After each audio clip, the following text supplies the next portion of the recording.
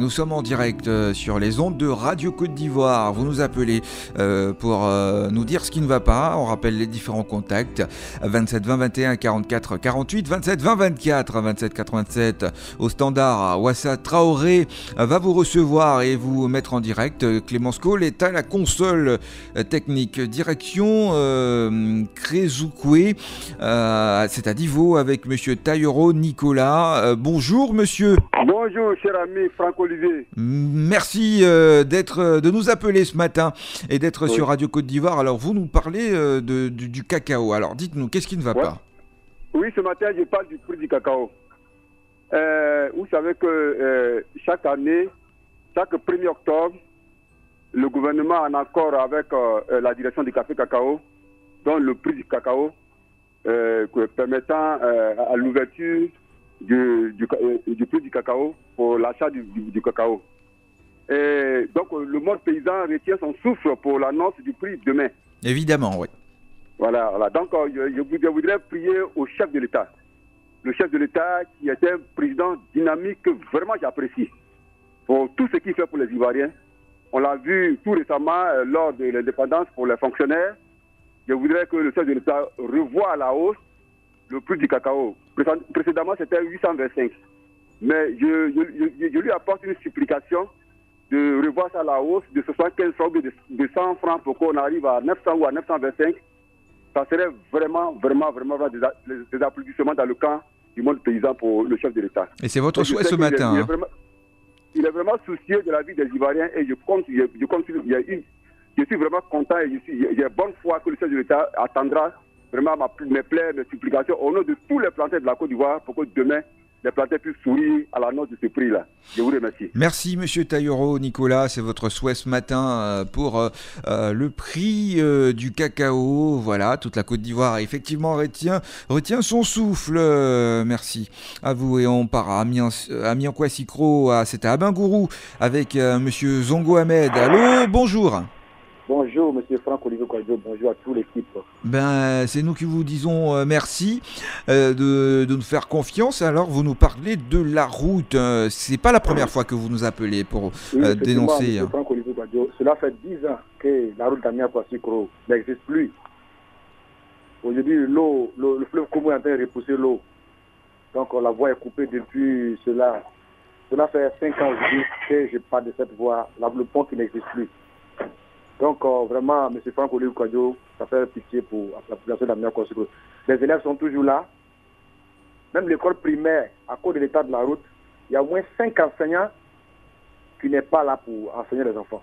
Et pourquoi? Donc, M. Franck-Olivier Kouadio, ça fait pitié.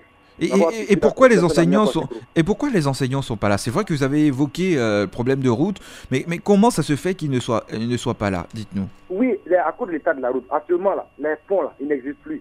Or, Amiens-Kwassikro, c'est une seule rentrée. Vous voyez, le fleuve nous a entourés.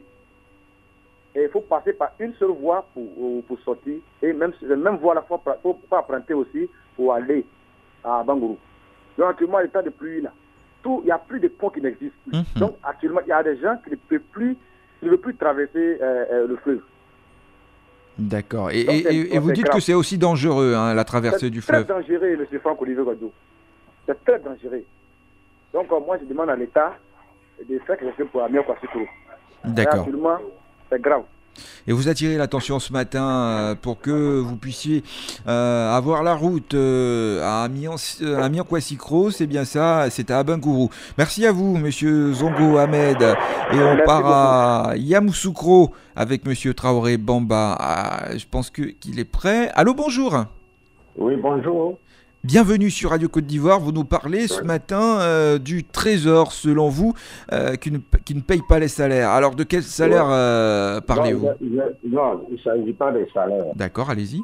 Il s'agit des prestations qui ont été réalisées à la direction des services généraux du Trésor. D'accord, allez-y, on vous écoute. Voilà, les factures ont été déposées depuis le mois de décembre au paiement chez l'agent comptable central du Trésor. Et jusqu'à présent, rien n'est payé. Ça a fait 1 an bientôt. Et est-ce que vous êtes renseigné? Nous sommes là en ligne. Est-ce que vous êtes renseigné? Oui. Oui, on se renseigne. Mais le service payeur, en même temps, on n'arrive pas à voir le responsable de ce service. Donc, il ne reçoit pas. Vous n'avez aucune information hein, quand vous vous rendez au Trésor? Non, la seule information qu'on a, c'est que vos factures sont ici, mais il faut voir l'agent comptable. Mais on n'arrive jamais à voir. On ne peut jamais le toucher, ce monsieur.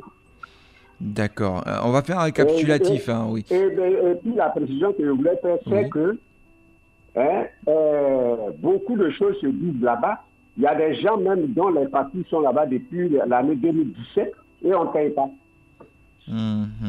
Alors, je ne sais pas ce qui se passe. Et alors, ce matin, qu'est-ce que vous souhaitez hein? Dites-nous. Ce matin, moi, je voudrais que le Premier ministre se saisisse de ce dossier. Parce que ce n'est pas normal que des Ivoiriens investissent leur argent et puis on ne les paye pas. Vous parlez du trésor de Yamoussoukro, c'est ça? Non, je ne parle pas du trésor de Yamoussoukro, monsieur. Je vous l'ai dit, l'agent comptable central du trésor de Côte d'Ivoire. De Côte d'Ivoire, d'accord. Le travail a été fait à la direction des moyens généraux du trésor de Côte d'Ivoire. Ok. Voilà. D'accord. On comprend mieux. On ne nous paye pas. On travaille à fond perdu.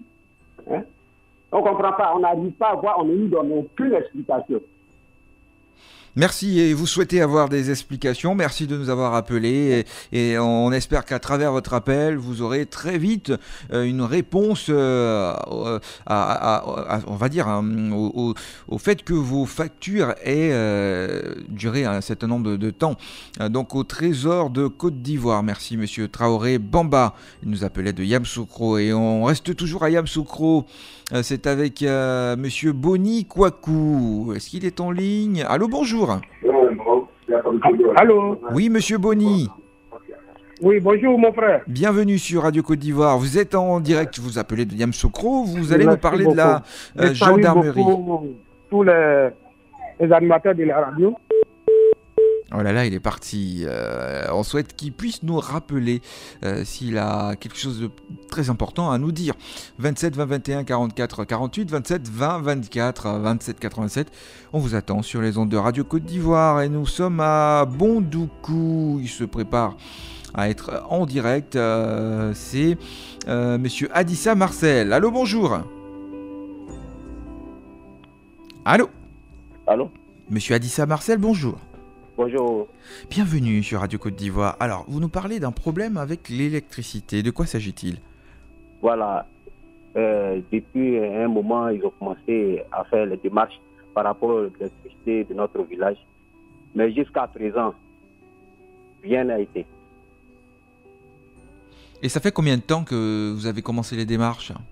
Oui, ça vaut beaucoup d'années. D'accord. Et à quelle étape êtes-vous? Oui. À quelle étape êtes-vous actuellement? Bon, au départ, ils sont partis faire des trucs, des piquetages et autres, mais jusqu'à présent, rien. Alors que les villages qui sont aux alentours et tous les villages sont électrifiés. Et est-ce que vous êtes un peu renseigné? Est-ce que vous êtes renseigné sur le pourquoi Oui, nous avons pris des renseignements. Et qu'est-ce qu'on vous a dit? Les autorités sont au courant. Et qu'est-ce qu'on vous a dit quand vous avez pris des renseignements? Bon, par rapport à ça, à chaque fois, les gens disent qu'ils vont venir, mais jusqu'à présent, ils ne viennent pas. C'est en train de tarder. Et puis, notre deuxième souci aussi, on a problème de route.